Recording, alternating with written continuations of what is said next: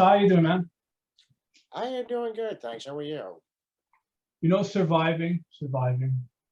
Yeah. The city where I live in right now, Montreal, they're installing a new curfew as of Sunday for 8 p.m. Oh. Yeah. But then on the other side, I have nowhere to go, so I'm fine with it. That's the thing about this pandemic. The cartoonists who work from home, we've already been prepared for this. We've done this for years, so we're already prepared. Mm-hmm. Oh boy. Well, one thing's for sure, this pandemic could be handled better in certain parts of the world than others, but I digress. Yeah. So, how goes your comics? Everything on your end? And things are pretty good. I'm really excited for Chronicles of Horror issue 2 coming out. Well, being part of that, obviously, but I'm excited about issue 1. Just finally seeing that. That's gonna be incredible. I'm also finishing up my 3rd issue of Codename Hunter. Getting ready to color that, so I'm very excited about that. And that I'm just excited because so many projects are coming up, and some I'm currently working on. I can't really talk about just yet, but it's a very exciting time. Nice. Well, on my end, issue 3 of Zenith Knights is 15 pages done out of 25. It would have been finished earlier, but unfortunately my artist had an injury, so he's picking it back up now. So hopefully before summer really hits, we'll be able to finally finish this one, and I'm really excited about this issue. I don't know if you saw my last post, but issue 3 is going to get really dark. Yes, I did see that post. How dark are we talking? Let's leave it at that. It's look, I've gone 3 issues in, and I haven't even shown the villain yet. So yeah, I'm taking my time. I realize my writing style is that within 10 issues, I tell one single story. I'm reading other comics, I'm like, oh wow, 10 issues in, there's a lot has happened. I'm like, nope, not with me. Well, because it's a big epic story. I don't, from what I've seen of your work, you like big epics. Oh yeah. You don't think small, which is good because it keeps the reader, invested. Currently, right now for Codename Hunter, I have a 5-issue story arc because I write my comics like I'm writing movies. Same with me. I realized that after I wrote the 10 issues there, is that wow, it's you can probably trim this up a little bit and you can turn it into a 2-hour movie. Exactly. Or you get the dream and you get something like Invincible right now. Yeah, have you seen that show? Because it's fantastic. Oh, I'm really enjoying Invincible. I read the comic back in the day. Yeah. And I really like what's coming out right now. I watched the first few episodes, yeah, this feels like the comic. They're adding in some new stuff, obviously. I don't remember all that stuff with Titan, what happened in the last episode. I think that's all cartoon. Yeah, I think they just added that because I don't remember in the issues that I read, I don't remember even mentioning Titan. So I think that's something they added. Yeah, I think Titan was a character, but the whole story arc that they're doing with Machine Head, that I don't remember. Yeah. Either that or it was so early in the comic that it didn't have any repercussions later on that it's forgettable. Yeah, I had to reread it because it's been a while since I read it. Exactly. But then you got J.K. Simmons is playing Omni-Man. It's freaky. It's freaky because I'm so used to thinking of him obviously as J. Jonah Jameson, and obviously not Commissioner Gordon, but the man has a very big range of characters. But he's one of those chameleon actors that you just get lost in his role. Yeah, but he's done a lot of stuff. I can't remember all off the top of my head. Let me just look that up fast. But he's done a lot of voice acting work. He's really good at it. He did the yellow M&M. Really? That's him? Yes. I had found this out recently. I was like, what? Oh, that's all kind of messed up. Yeah. But Invincible, I'm really enjoying it. But the other thing is that, especially if you've read the comics, you kind of know where things are going. Yeah. And that just kind of adds to the tension of everything going on with Omni-Man, yeah, it's gonna get crazy. I think before the season is out, because we definitely know where the direction is going. For those who read the comic, you know where it's going. Even though they add stuff in there, trust me, when you get to the end result, you're like, yeah, we kind of saw it, but you just can't believe it's happening. Mhm. But the other thing is that I was really surprised that they were 40-minute long episodes. Yeah, that's another thing because I would have thought originally thought it was going to be 25 minutes, Mhm. a typical thing, but they really fleshed it out because what they do is they're telling mini movies in the series. Yeah. And I think that's honestly the best way you can go about with a lot of these comic properties. Because the thing I will praise about Invincible, the thing I really liked about it, Invincible is a contained story. It has a beginning, middle, and an end. It doesn't go on for 1,000 plus issues. That's true. Yeah. That's true. That's the thing, like, because you could do that with Invincible. Invincible's kind of like manga in a way, in that you have the story, it goes, it finishes. It had a few spin-offs. I remember Invincible had Guardians of the Globe as a spin-off. Yeah. Which I thoroughly enjoyed everything that came out of that universe. But that's the thing, like, that's the good thing about Invincible is that you don't have to worry about adapting. Oh, I have all these different sources of the character to adapt. No, you have one source. And so far, they're doing a good job. And the thing is, they know where the story's going to go. Maybe they'll add, maybe they'll subtract, maybe they'll do their own thing. I have noticed they have changed a few things around. They have added a few more phrases and all that. Yeah. It's not a one-for-one recreation, like, all good and bad. But honestly, it's like they just did it really well. Yeah, it's perfectly well casted. I noticed. Like, it probably has one of the best castings out of any kind of cartoon I've seen. I would say that I agree with that statement. Yeah. All I gotta say is between Invincible and Falcon and the Winter Soldiers, I have a lot to watch on Fridays now. Don't tell me what happened in this past week. I haven't seen it yet. I'm seeing it tomorrow. Oh man, you need to see it. I know. Trust me. The minute I finish it, you and I gotta have this talk because I really want to talk about it. I'll tell you this though about episode 5. Episode 5 is where there's a shift in the sense like when you're watching like let's talk about Captain America and the Winter Soldier. Okay. That movie shifts when they get to the place and Arnim Zola's there, and then they find out that Hydra's been in the place the whole time. Yeah. Yeah, that's the shift in the movie.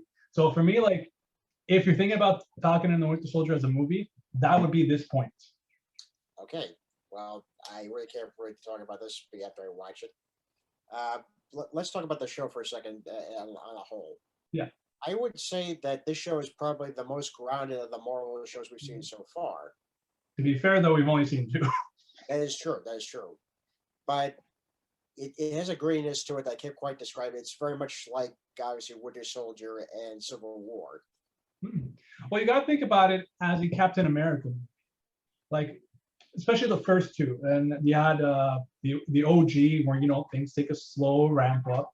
And then the second one where it's like, I think Winter Soldier is still probably one of my favorite Marvel movies. It's just such a good, solid movie. It's true. Yeah. I'll never forget, when they're trying to kill Nick Fury on the road. I was like, those are the most intense 8 minutes of a sequence I ever saw. And the directors, the Russos, I give them credit for this. They were influenced by the movie Heat with Al Pacino and Robert De Niro. And they said the most intense 8 films was the bank robbery.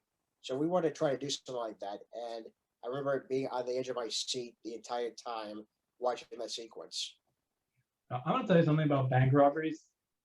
No self-respecting criminal will actually pull a bank robbery in this day and age. No, because now you can just do it digitally. Not just that, but they don't keep that much money in banks to begin with. Like, banks actually don't keep all their money at the banks. They have off-site areas that are heavily guarded that keep all the money. And how you see all those money trucks coming in and out? Yeah.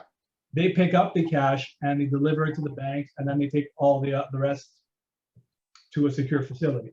So, because I was just thinking about how many times in comics, like, oh, there's a bank robbery going on. That's always like such the cliche, right? Yeah. Yeah. And the other thing is, because I work with a security company currently, I got to see what an armored truck looks like. And the guy who was showing is like, yeah, dude, all those movies where you see armored trucks, total lie. The way they work is that in the back, somebody has to get in the back. Then that person opens the door for the person in the middle. And then he opens the door for the next person. And then they open the door for the driver. So it's a 4-man system, one of those trucks. Yeah. Yeah. Just seeing the cliches, I was like, come on, guys. Yeah. There's no way in hell this is going to happen, in reality. So I'm glad they actually make it tougher to do stuff like that. Well, yeah, for sure. Like, have you seen the new Superman and Lois show? I have. Yeah, we'll get on that in like full detail in a minute. But I remember there was this one episode where they were moving this prisoner from one area to the next. Yeah. And how easy it was for him to break out of the armored truck. I'm just like watching these things now, and I think it's because I've consumed so much media. I'm like, they make it too easy. Like these things that would not be that easy. Especially in Metropolis PD, they know they have to deal with metahumans. Mm-hmm. So I would think, okay, maybe we should take more extra precautions, You know what I've always like would love to see one day in a fictional universe, and I'm trying to fit into my own. You would have metahumans on police forces. In that, okay, you have a city that has a high amount of metahuman crime. You add a few of them to the police force. They're a special division to handle that kind of thing. That's an interesting idea. Yeah, because think about it. What if, we'll just use Marvel as an example, all those street level heroes were made like not exactly as they are, because it's always like, oh, I can't reveal my identity. Oh, but I mean like somebody like Power Man, have him be on a special division of the police force, saying, okay, when there's meta crime, I'm the guy they send in. Yeah, or Luke Cage. Yeah, that's what I mean by Power Man. Yeah, that's sorry. Yeah. Peter Parker could probably really work well if it wasn't for the whole secret identity thing. Yeah. But I would love to see that in a comic universe where you have some superhero type people, but would be on an actual division, because you want to say, oh, escalation. Okay, just reserve them for meta-human crimes. It's like, okay, well, you have, like, they already have that. Like, you have the riot squad, you have an escalation of different forces you deploy. Why don't they have people working to fight this kind of thing? Just hasn't been done yet. Yeah. Well, because it's like heroes are too easy, they're too fast. Like, and I've seen like one of my favorite versions of this kind of idea is Savage Dragon. Yeah. He is a superhero cop. And he's the only, from what I know from last looking at it, he's the only one in that universe. Yeah, I think that's true. That's true. Yeah. So I'm saying, like, hey, how about we had 5 or 6 more Savage Dragons on the police force? I'm pretty sure somebody's had that discussion, but just hasn't executed yet. Yeah, I would love to see it one day. Yeah. Because, you know, it's like you're saying, Superhero Registration Act. Okay, so are they their own individual teams per city, or are they integrated with law enforcement? What's going on? Yeah, that was a whole confusion for me about Civil War, the comic. Because Civil War, in my opinion, is done better in the movies than it is in the comic. Well, yeah, because with the comic, it's definitely obviously different for various reasons. But I think what the movie did was you really saw the real life consequences of their actions. Mm-hmm. You see the damage, and you also see the heartache that a lot of these characters have to go through to see how much destruction they're actually causing. So they're doing a lot more harm than good in a couple of cases. To be fair, if you look at what happened with the Scarlet Witch, it's debatable if her action caused more damage than had she not done anything. That's a tough one. Yeah, because okay, you don't do anything, everyone there dies. You've lifted them up, and a certain amount of people on a floor die. Yeah. Trust me. It's very difficult to really see, who's really right in the situation. There's a lot of gray area, especially where it became in that movie, because one side had a point, another side had a point. Yeah. So who was really right? So Exactly. But I'm thinking like, okay, flight regulations is not the end of the world. But in the world of the Avengers, if you're just looking at in the movie, I could understand Steve Rogers' point of view. And like if we have our hands tied to be able to go where we're only go where we're told, if there's a problem, shit hits the fan. Like just look at what happened with Thanos. If they had to wait for permission, yeah, absolutely not. It would have been much more destructive than it actually was. but you know, Tony was right as well. It's like, okay, having some restrictions is not a bad idea. It's like, okay, we have to work within a set of regulations. We can't just do whatever we want. That's not a bad thing. They, Yeah. if it wasn't for Bucky in the middle of it, they could have come to some common ground. But a lot of personal issues came in between everybody. Yeah, So you can see where it gets messed up in movies. yeah, it's true. Especially when they presented the Accords for the first time, and you could see the tension obviously in the air. You could see it especially when it came to Tony and Steve, because Tony definitely is well aware of his problems. Also, the type of damage that can be done in the world, especially when he had his own weapons used in the wrong hands. Oh So yeah. he sees it firsthand. Steve didn't really have that type of point of view yet. Yeah. Steve is he's the Boy Scout. He's the very much like we do the right thing at the right time. Yeah. But then you look at the comics with the Civil War.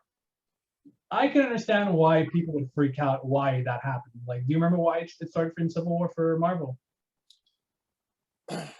Probably started when they had no other stories to tell. That's pretty much that's how it started. I love that explanation. Like, oh, it probably started when they had no story.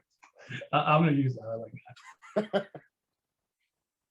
No, but from what I remember, what it was, it's like you had a bunch of young heroes chase a supervillain into a residential area, and then he just blew up everybody. Yeah, I do remember that. And apparently Thor had died in the like in a story earlier. They were they were doing a funeral, but that was when the Registration Act was starting to really come into light. Mm-hmm. Oh, and that's another storytelling trope I hate, where we kill a character or remove the character because we can't have them involved in this conflict because their presence would negate the conflict. Yeah, I would have said, how would Thor have taken this Registration Act? What would he have said? Thor's a literal god. Yeah, he may not care, but it would be interesting to see his kind of point of view, saying, I'm not sure this is a good idea.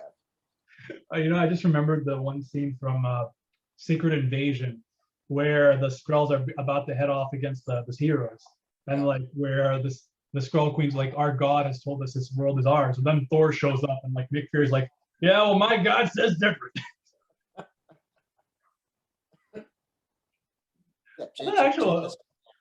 Sorry? That's the point exactly right there. Yeah. It makes me wonder, do people in the Marvel Universe worship Thor as a god? Oh. Because he is literally the god from Norse mythology. He is, in the comics, an actual god. In the movies, he's just an alien. So it just makes me wonder, does anyone in the comic universe actually worship Thor? I don't know that. Yeah, they probably went there, but I have no idea. Yeah, there's probably some group out there in the Marvel Universe that are saying, thank God Thor, the mighty Thor. Who knows? Yeah, I would see it.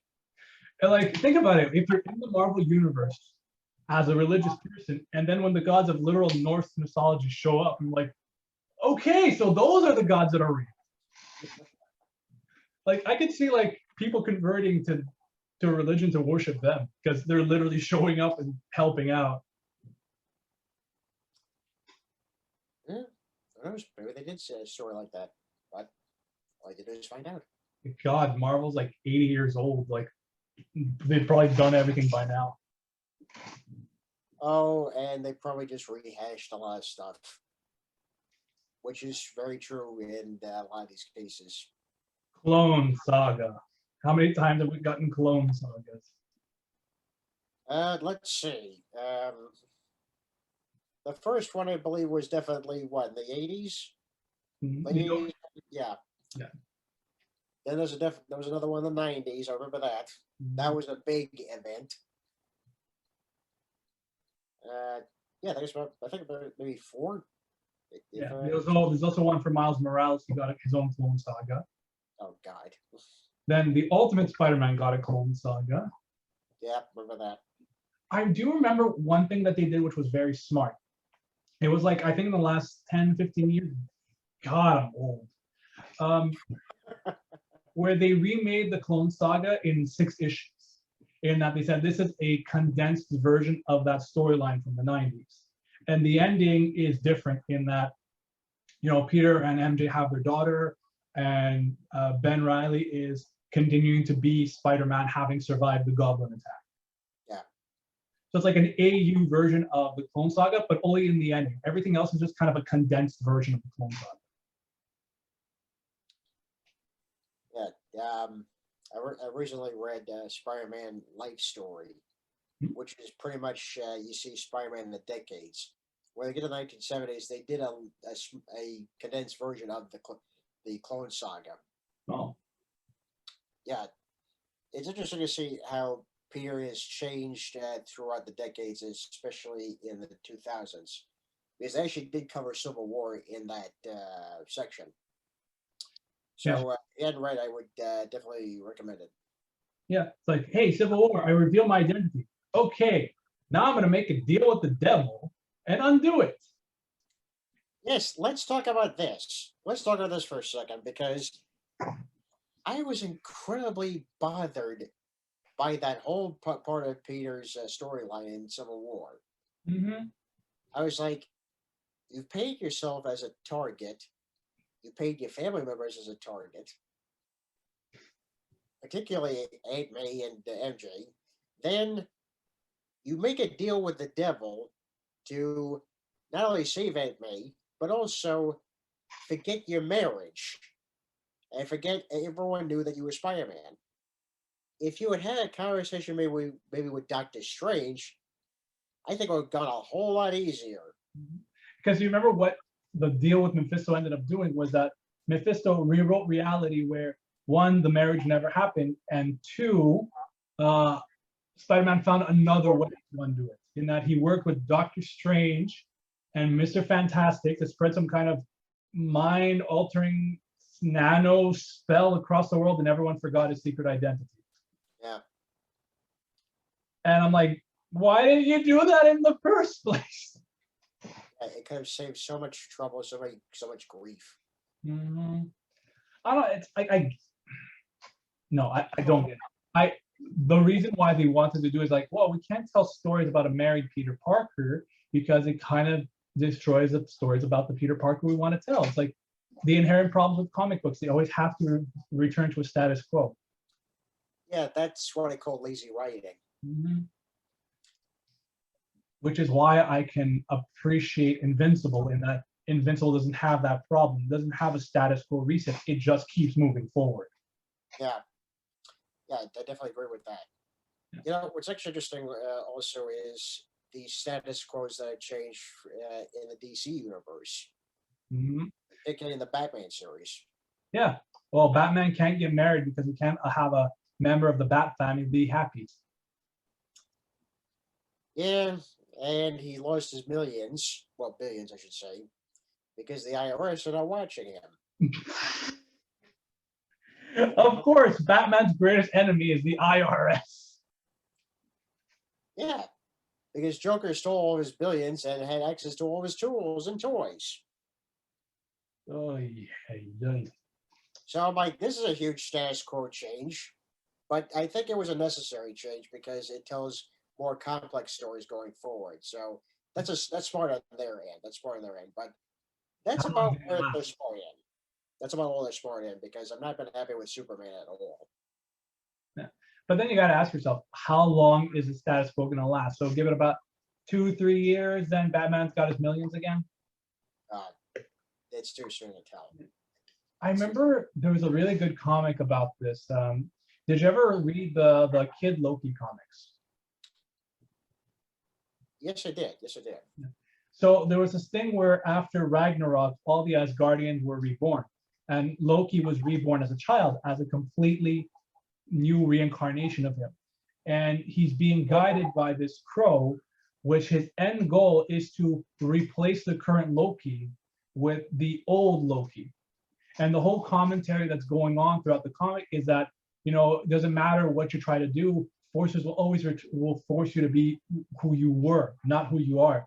It was a very dark message about comics, in that it doesn't matter what's going to happen, in that different writers will touch different characters, will write them differently, will revert them to previous forms, because that's what comics are. These characters are not allowed to grow and change. I think in the case of the Batman series currently, I think that's sort of half true, because a lot of the stuff that happened, they're keeping it permanent, like the death of Alfred. I know characters that come back from the dead in the comic book universe. I know this is pretty much comic book 101, but they're treating the death like it's really happened. So I think it killed him off permanently. We'll see. We'll see. I could be wrong. Yeah. There was a rule saying there's only 2 people in comic books that are not allowed to come back to life: Uncle Ben and Batman's parents. Pretty much. Yeah. But no, because when you say like, oh, they dealt with the death of Alfred, like, I just think about the death and rebirth of Captain America. Oh, yeah. Like, oh, how do we bring him back to life? Time displacement bullets. Oh, let's not forget the death of Superman saga. Let's not forget that. The what? The death of Superman saga. Okay, but I will give it this. That was like one of the first times they did. Yeah, that was the first time. One of the first times. I will give that one credit, because it just, Superman wasn't dead. It was more like a near-death experience.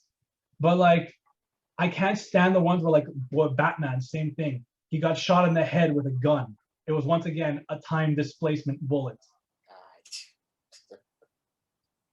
It's like, Christ almighty, you can't kill comic book characters even with like shooting them in the head. Like, if I could, one day in the future, I would write a parody in that where the villains literally do everything to kill the person, and he's back to life in the next issue. Like drop him in acid, riddle him with holes, like everything you can imagine, like cartoonish logic. And then next issue, yes, I have been brought back thanks to time displacement bullets.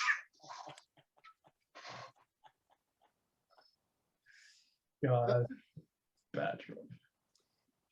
Yeah, they use time travel way too often in the comics, I think. Mm-hmm. I think the best version of time travel that I've seen in media right now, 2 sources: Dragon Ball Z and Avengers Endgame. Yeah, I could say that. Yeah, because Sorry. Go ahead. Because they use multiverse theory, in that the people who travel from the future cannot change their own past, but they can interact with other timelines.